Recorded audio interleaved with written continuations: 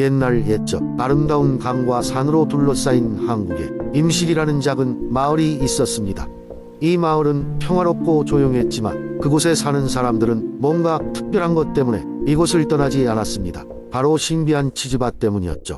임실 마을에 이 치즈밭은 마을의 깊숙한 산골짜기에 숨어 있어 아무나 찾을 수 없었어요.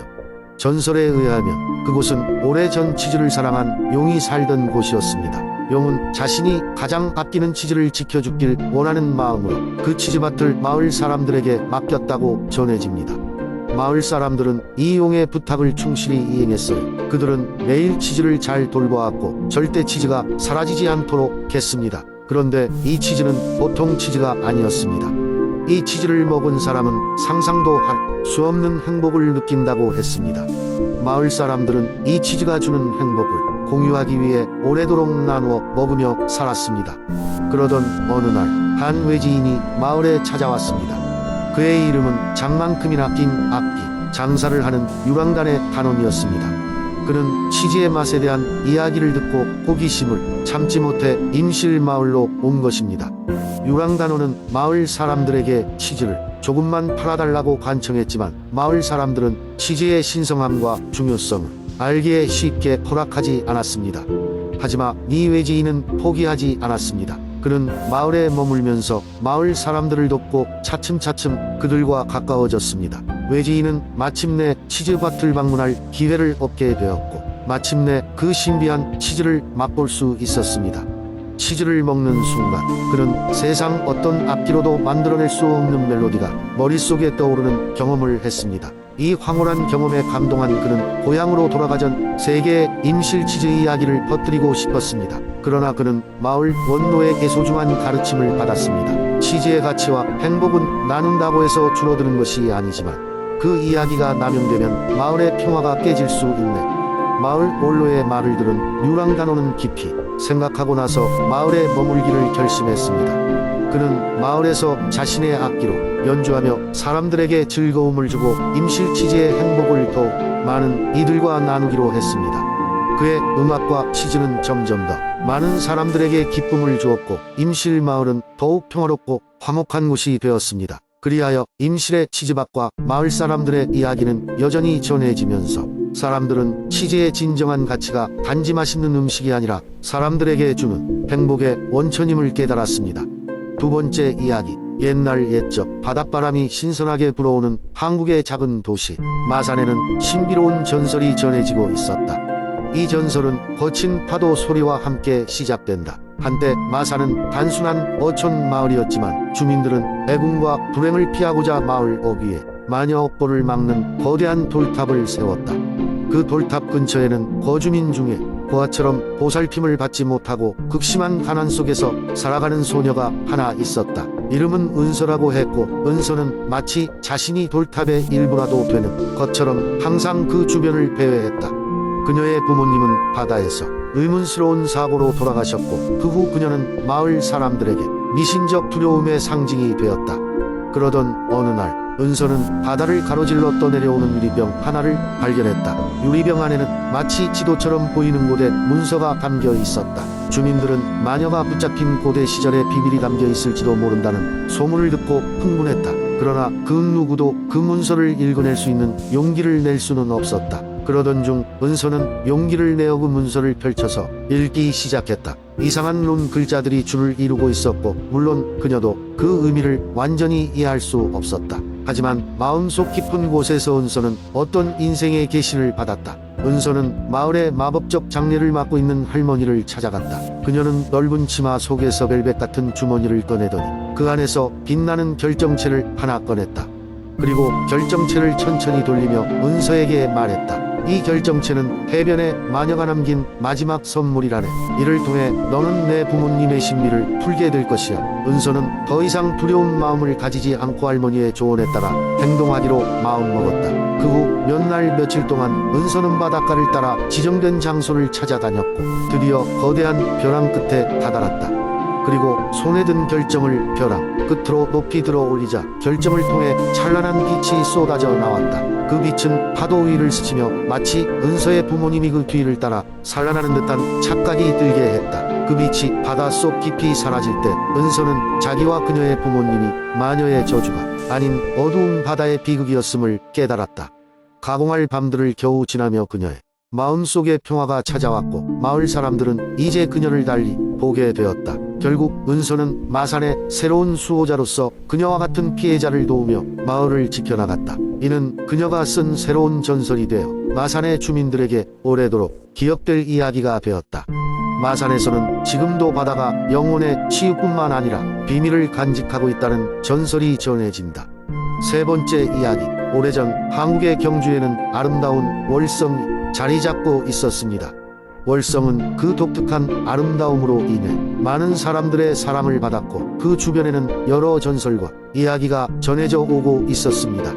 그런데 그 중에서도 가장 신비로운 이야기는 바로 달빛 호수의 여신에 대한 것입니다. 달빛 호수로 불리는 월성에는 매달 보름달이 뜨면 달빛이 비추며 신비로운 빛깔로 변하는 호수가 있었습니다.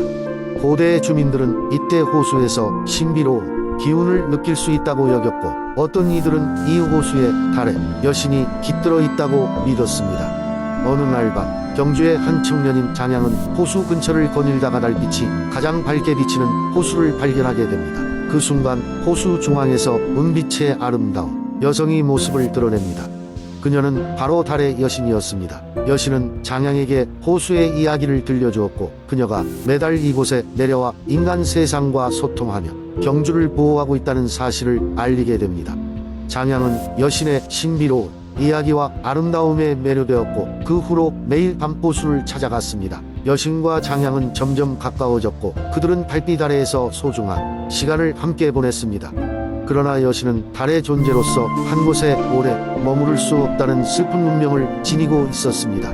어느 날 밤 여신은 장양에게 작별을 고했습니다. 그녀는 자신의 눈물을 한 방울 호수에 떨어뜨리며 그 눈물은 호수를 더욱 신비롭게 만들었습니다. 장양은 여신의 눈물을 지켜보며 그녀가 떠나는 것을 막고 싶었지만 결국 그녀는 달빛과 함께 하늘로 사라졌습니다. 그 후로도 경주의 사람들은 여전히 그녀의 전설을 기억하며 달빛 호수에 비치는 여신의 흔적을 느껴가곤 했습니다. 장양은 그 후에도 오랫동안 호수를 지키며 여신의 이야기를 후대에 전하려는 노력을 게을리하지 않았습니다.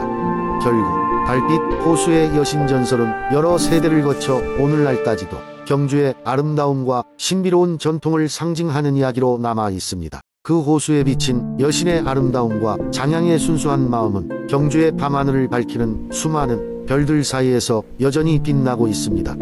네 번째 이야기. 옛날 옛적 아름답고 신비로운 자연을 간직한 한국의 인제 지역에는 마법과 전설이 가득한 숲이 있었습니다.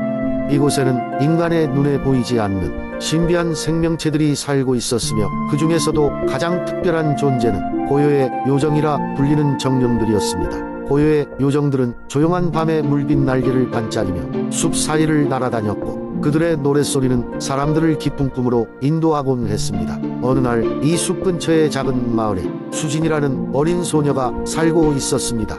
수진은 항상 궁금증이 많고 활발한 아이였지만 숲속 깊은 곳에는 절대로 발을 들여놓지 않았습니다.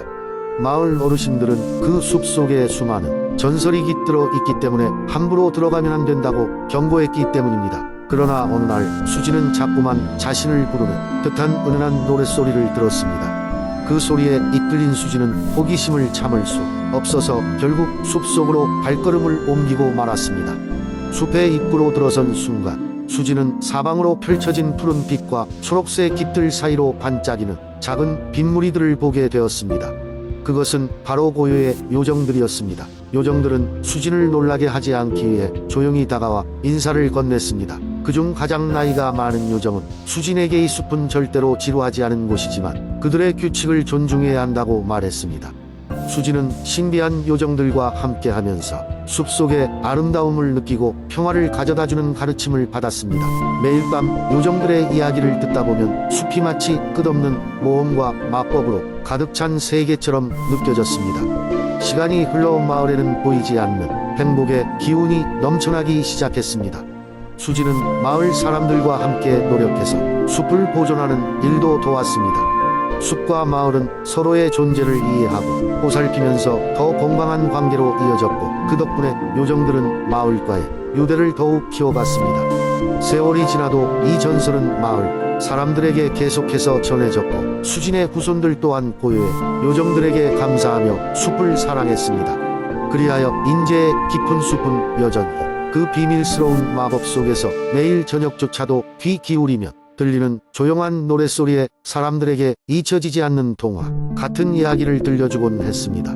다섯 번째 이야기. 옛날 예적 청주의 깊은 산속에 신비로운 나무가 하나 살고 있었습니다. 그 나무는 밤이 되면 빛나는 달빛으로 주변을 환히 밝혀주었고 그로 인해 달빛 나무라 불리게 되었습니다. 달빛 나무의 이야기는 먼 옛날부터 청주이 마을 사람들 사이에 전해 내려왔습니다. 어느 날 호기심 많은 소년 준호가 이 전설적인 나무를 찾아 숲속으로 모험을 떠나게 됩니다. 마을 어른들은 숲이 위험하다며 걱정을 하였지만 준호의 마음은 이미 달빛나무로 가득 차 있었습니다. 그는 곧바로 산길을 따라 걷기 시작했습니다. 숲속을 걷던 준호는 길을 잃지 않도록 조심하며 탐험을 계속했습니다. 그의 눈에 보이는 모든 것이 신비로웠습니다. 바람에 살라니는 나뭇잎, 나무 사이로 들어오는 햇빛, 그리고 짹짹거리는 새들의 노랫소리까지 모든 것이 신선하고 신기했습니다. 몇 시간을 걷다 보니 어느새 밤이 찾아왔고 준호는 조금씩 지쳐갔습니다. 그런데 그때 멀리서 희미한 빛이 보이기 시작했습니다. 바로 그 빛이 마을 전설로 내려오는 달빛 나무의 비침을 확신한 준호는 피곤함을 무릅쓰고 빛을 따라 걸어갔습니다. 그리고 마침내 그는 달빛 나무 앞에 도착하게 되었죠.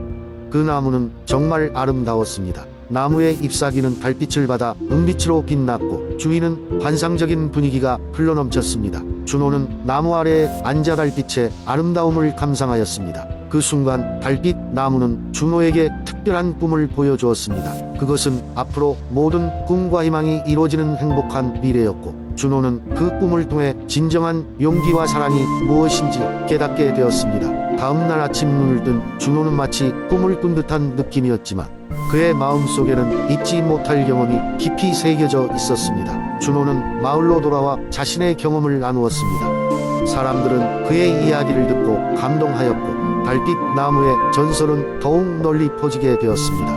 그 후로 준호는 마을 사람들과 함께 달빛 나무를 보호하고 지키기 위해 많은 노력을 기울였습니다. 세월이 흐르면서 달빛 나무는 여전히 그 자리에 서 있었고 청주의 사람들에게 계속 꿈과 희망을 주는 존재로 남았습니다. 이렇게 달빛 나무의 이야기는 오랫동안 청주의 자랑이자 신비한 전설로 전해 내려왔습니다.